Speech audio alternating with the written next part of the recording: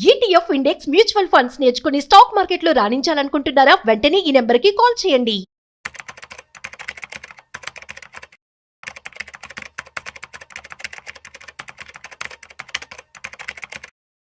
Hello viewers, welcome back to our channel. ప్రస్తుతం మనతో పాటు ఉన్నారు stock market analyst Sundar Rama Reddy గారు. సార్తో మాట్లాడదాం.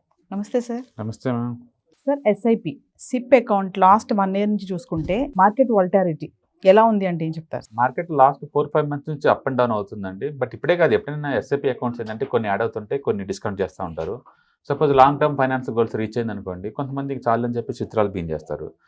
కొంతమంది ఓల్డ్ ఏజ్ వచ్చినా సరే ఈక్విటీ క్లోజ్ చేసుకొని డెట్ మ్యూచువల్ ఫండ్స్ అదే హైబ్రిడ్ మ్యూచువల్ ఫండ్స్ షిఫ్ట్ అవుతూ ఉంటారు. అందుకని ఎనీ పాయింట్ ఆఫ్ టైంలో మార్కెట్ వాలటిలిటీ కావచ్చు, లేకపోతే ఫైనాన్షియల్ గోల్స్ రీచ్ అయ్యాం కాబట్టి ఇంకా ఆపేత్తనం కావచ్చు, లేదా షిఫ్టింగ్ ఇది అండర్ పర్ఫార్మ్ చేస్తుంది, దీన్ని క్లోజ్ చేసుకుంటున్నాను ఇంకో దాన్ని మూవ్ అవుతున్నాను అలాగకుండా ఉండొచ్చు. లేదా ఒకప్పుడు తెలియక 4-5 మ్యూచువల్ ఫండ్ ఓపెన్ చేసుకొని ఇప్పుడు ఎందుకు అని చెప్పేసి అన్ని క్లోజ్ చేసుకుని ఒకదానికి షిఫ్ట్ కూడా అవ్వచ్చు. అట్లా ఏదైనా ఉండొచ్చు. నిరంతరం ఎవ్రీ మంత్ కూడా కొన్ని ఎస్ఐపి అకౌంట్స్ క్లోజ్ అవుతుంటాయి, కొన్ని ఆన్ అవుతూ ఉంటాయి.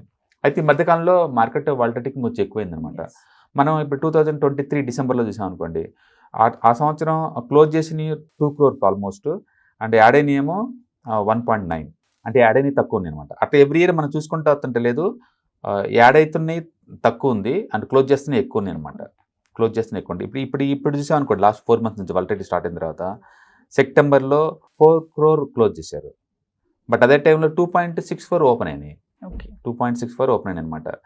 అండ్ అలాగే అక్టోబర్ 24లో 3.8 క్లోజ్ అయినాయి ఎస్ఐపి అకౌంట్స్, 2.4 crores ఓపెన్ చేశారు వాళ్ళే.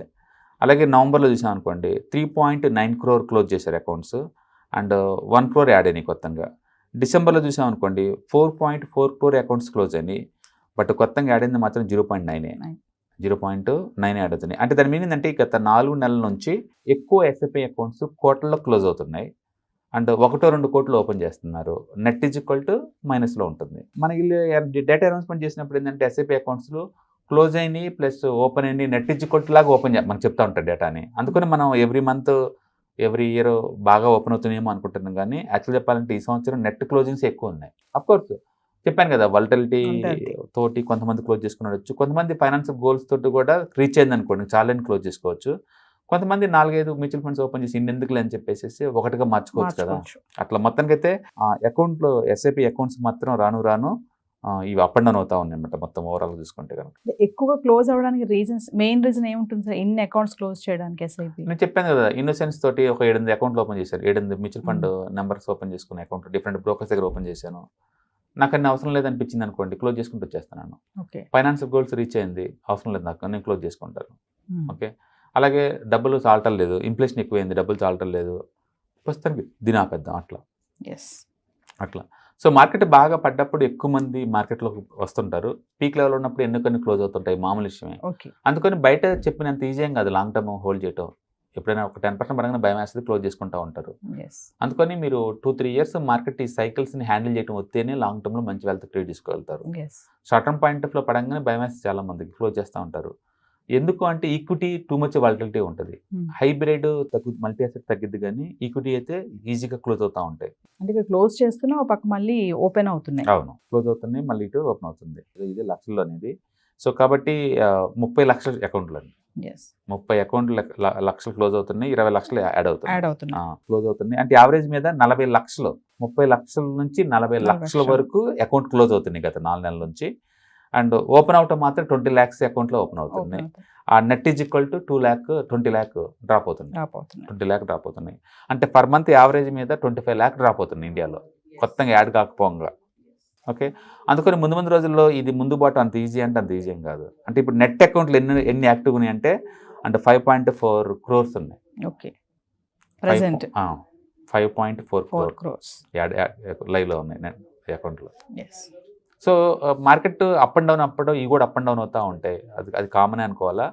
ఓవర్ పీరియడ్ టైంలో క్వాలిటీ పెరుగుతుంటుంది, అమౌంట్ పెరుగుద్ది. గుర్తుపెట్టుకోండి, అకౌంట్లు తగ్గుతున్నా సరే ఇక్కడ కొత్తగా యాడ్ అయ్యే అకౌంట్స్, బట్ అమౌంట్ ఇన్వెస్ట్మెంట్ పెరిగింది. గుర్తుపెట్టుకోండి, అమౌంట్ ఇన్వెస్ట్మెంట్ పెరిగింది, సైజు దగ్గర ఇప్పుడు 60 లక్షల కోట్లకు వచ్చేరింది. క్లోజ్ చేస్తున్నా కూడా నెంబర్ ఆఫ్ అకౌంట్స్ తగ్గుతున్నా, క్వాలిటీ ఆఫ్ అకౌంట్స్ పెరుగుతున్నాయి. Thank you.